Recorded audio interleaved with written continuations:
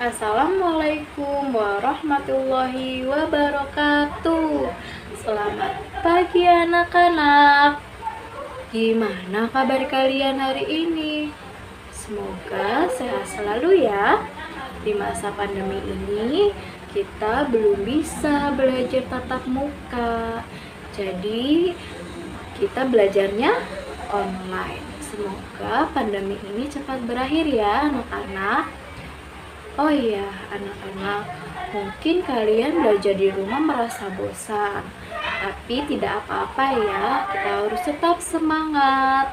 Nah, sebelum pembelajaran dimulai, alangkah baiknya kita berdoa terlebih dahulu. Berdoa sesuai dengan kepercayaan masing-masing ya. Berdoa dimulai.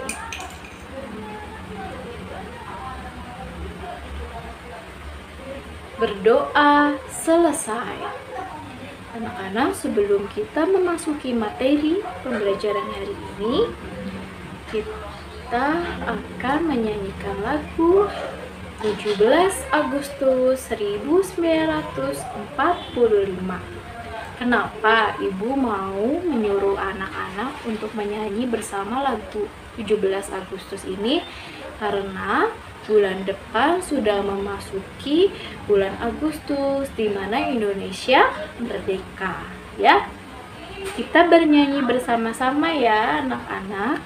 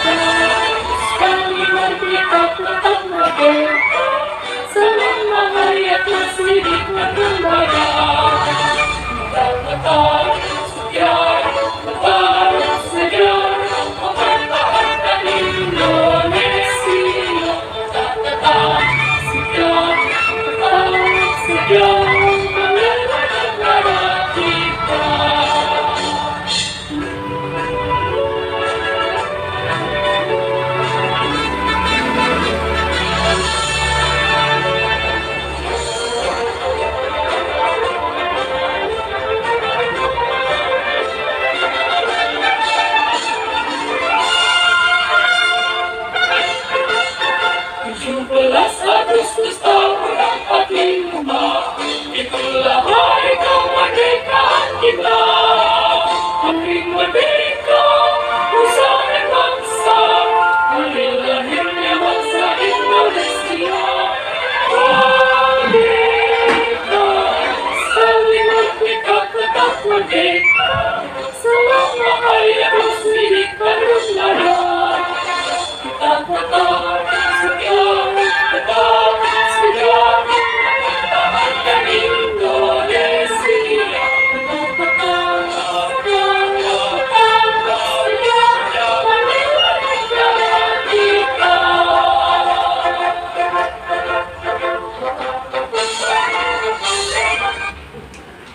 Baik, terima kasih anak-anak. Nah, materi pembelajaran kita kali ini yaitu mengenai penyesuaian diri hewan terhadap lingkungannya, atau disebut juga sebagai adaptasi. Nah, yuk setelah itu materi kali ini mengenai penyesuaian diri hewan terhadap lingkungannya, atau disebut juga sebagai adaptasi hewan. Kelas 6 semester 1 tema 2. Anak-anak, ada yang tahu tidak apa ya yang dimaksud dengan adaptasi hewan? Nah, adaptasi hewan ini merupakan suatu kemampuan dari makhluk hidup untuk menyesuaikan diri terhadap lingkungannya. yang bertujuan untuk mempertahankan kelangsungan hidup dan menjaga kelestariannya. Lalu ada tujuan dari adaptasi hewan. Pertama, menyesuaikan diri dengan lingkungan. Yang kedua, sebagai bentuk pertahanan diri dari predator. Yang ketiga, mendukung kelangsungan hidup suatu organisme. Yang keempat, dapat membantu organisme untuk lolos dari seleksi alam. Yang kelima, ketika lingkungan berubah drastis, tubuh organisme dapat menyesuaikan diri secara fisiologis. Nah, anak-anak, adaptasi ini dibagi menjadi 3 loh. Ada adaptasi morfologi, lalu ada adaptasi fisiologi, dan ada adaptasi tingkah laku. Ada yang tahu tidak? Apa sih yang dimaksud dengan adaptasi morfologi? Nah, adaptasi morfologi ini merupakan suatu penyesuaian yang dilakukan oleh makhluk hidup, baik hewan, tumbuhan, atau manusia melalui perubahan bentuk organ tubuh yang berlangsung dalam jangka waktu yang relatif lama demi kelangsungan hidupnya. Adaptasi morfologi ini mudah untuk kita amati loh. Dan lihatlah, bila dibandingkan dengan adaptasi fisiologi, adaptasi ini menjadi karena adanya perbedaan jenis makanan dan habitatnya. Lalu di sini ada adaptasi morfologi berdasarkan jenis makanannya. 1. Di sini ada bentuk paruh burung. Dan kedua ada bentuk kaki burung. Yang ketiga ada bentuk mulut serangga. Dan yang keempat ada bentuk gigi hewan. Adaptasi morfologi terhadap jenis makanannya, yaitu di sini ada contoh burung dan jenis makanannya serta ciri paruhnya. Nah, ada burung elang. Nah, burung elang ini jenis makanannya yaitu seperti ular, ayam, kelinci. Nah, terus ciri paruhnya seperti paruhnya tajam, kuat, runcing, dan agak membengkok untuk mengoyak makanan yang berupa daging. Lalu ada burung pipit. Nah, burung pipit ini jenis makanannya seperti biji-bijian karena paruhnya pendek, tebal, dan runcing untuk memecahkan biji-bijian seperti padi. Lalu di sini ada bentuk kaki burung. Nah, bentuk kaki burung itu ada yang berenang seperti jari kaki berselapuh. Nah, contohnya ini tuh seperti itik dan angsa. Lalu ada bentuk kaki burung yang pemangsa. Wah, nah ini itu ciri-cirinya seperti jari kaki pendek, kuku melengkung tajam, dan cakar kuat untuk mencengkram. Contohnya itu yaitu burung elang dan raja wali.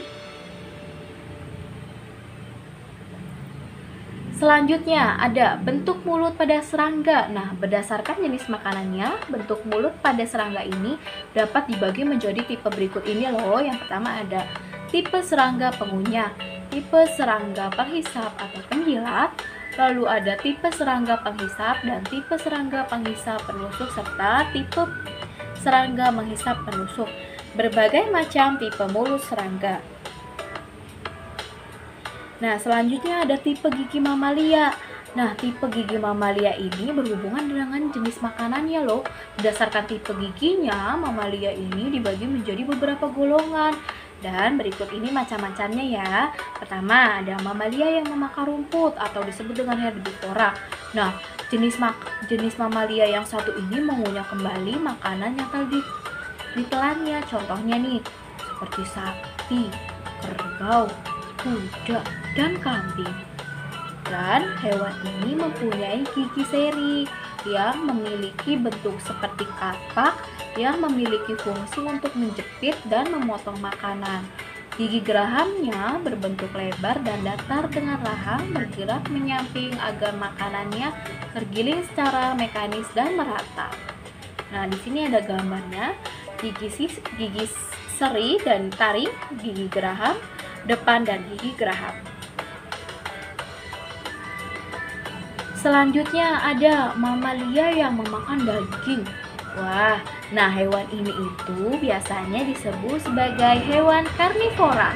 Nah, mamalia jenis ini mempunyai gigi seri yang tajam dan giginya taring yang kuat sekali, besar serta luncing.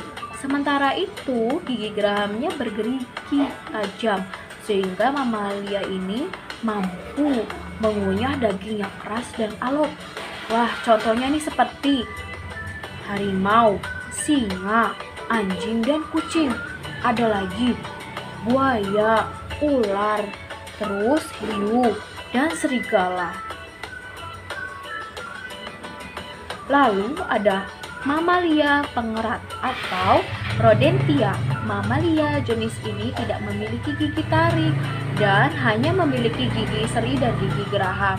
Gigi seri berukuran besar dan memiliki fungsi untuk mengerat makanannya. Contohnya yaitu kelinci dan tupai. Pasti anak-anak sudah tahu dong hewan kelinci itu seperti apa. Mungkin sudah ada yang memelihara hewan kelinci. Pasti dimakaninnya wortel. Lalu selanjutnya ada timbul berdasarkan habitatnya. Ikan, semua jenis ikan habitat di air, baik itu air laut maupun air tawar. Seperti di sungai, air memiliki sifat menekan ke segala arah sehingga ikan membutuhkan bentuk tubuh yang memudahkannya berenang di air. Sehingga tubuh dari ikan cenderung ramping dan aerodinamis yang mana akan membuat ikan mudah bergerak di air. Lalu ada unta. Nah, seperti yang kita ketahui bersama bahwa unta adalah hewan yang hidupnya di gurun pasir. Unta memiliki punuk yang digunakan sebagai tempat menyimpan cadangan makanan dan lemak. Unta memiliki kaki yang panjang. Kaki yang panjang ini digunakan oleh unta untuk menjaga tubuhnya agar tidak terperosok di pasir. Nah, sementara itu, kaki unta juga memiliki bantalan yang berfungsi untuk menahan panas serta bisa berjalan di padang pasir. Lalu ada beruang kutub. Nah, berbeda dengan unta, beruang kutub ini tidak bisa hidup di gurun pasir, melainkan di daerah kutub yang bersalju serta bersuhu dingin. Beruang kutub ini memiliki bentuk kaki yang besar dan lebar yang digunakan untuk berjalan di atas salju. Beruang kutub juga memiliki bulu yang sangat tebal yang digunakan sebagai pelindung tubuh dari suhu dingin. Selanjutnya ada adaptasi fisiologi pada hewan. Nah, herbivora. Herbivora ini merupakan hewan pemakan tumbuh-tumbuhan. Sebagai contohnya yaitu sapi memakan rumput. Lalu, di mana sapi dapat mencerna rumput dan daun yang mengandung banyak serat atau selulosa. Dengan bantuan enzim selulosa tersebut diproduksi oleh mikroorganisme yang terdapat di rumen. Nah, ini dia hewan herbivora. Di sini ada kambing, sapi, kuda, gajah, dan jerapah, serta ada kelinci. Nah, pasti anak-anak sudah tahu dong ini hewan apa. Nah, iya, benar, ini hewan nyamuk. Nah, hewan nyamuk ini adalah hewan yang menghisap darah, baik darah manusia atau darah hewan.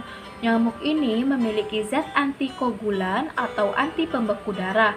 Zat ini memiliki kegunaan untuk menjaga agar darah yang dihisap oleh nyamuk tersebut tetap dalam keadaan cair dan tidak membeku.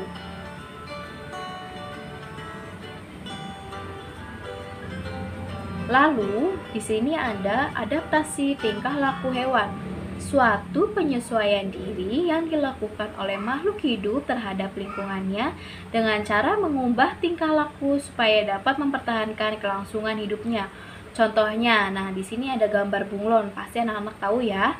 Nah, gambar bunglon ini dapat mengelabui hewan yang akan memangsanya.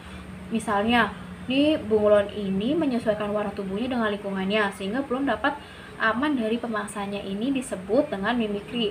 Misalnya bunglon ini ada di kayu, maka bunglon ini akan menyesuaikan warna kulitnya dengan warna kayu seperti itu. Kemudian ada cicak. Nah, cicak ini akan memutuskan ekornya apabila dalam keadaan bahaya atau terancam. Peristiwa memutuskan ekor pada cicak disebut dengan autotomi. Nah, anak-anak, di sini ada latihan pilihan ganda ya. Ibu mau melihat apakah anak-anak sudah memahami pembelajaran yang barusan Ibu berikan, sehingga Ibu memberikan evaluasi dengan pilihan ganda ini ya.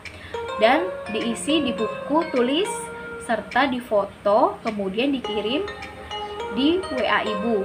Nah, soal nomor 1 ini yaitu penyesuaian makhluk hidup terhadap lingkungannya disebut dengan A. Kompetisi, B. Adaptasi, C. Persaingan, D. Simbiosis. Nomor 2 ada memiliki cakar yang kuat untuk memanjat. Tubuh lentur dan dapat masuk ke lubang-lubang sempit adalah ciri-ciri hewan dari A. Jangkrik, B. Kucing, C. Tikus, D. Cicak. Nomor 3 ada bentuk kaki hewan seperti gambar di bawah ini digunakan untuk A. Memanjat pohon, B. Mengais makanan, C. Mencengkram massa, D. Bertengger di ranting. Nomor 4.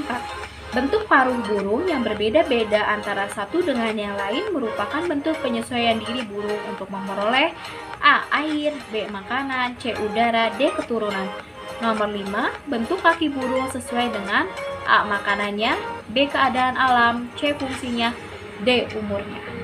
Nah, sekian pembelajaran Ibu yang telah Ibu berikan tentang penyesuaian hewan terhadap lingkungannya atau adaptasi hewan ini. Semoga pembelajaran kali ini bermanfaat dan jangan lupa dikerjakan pilihan gandanya ya anak-anak. Semangat terus dalam belajar, semoga kalian menjadi anak-anak yang sukses.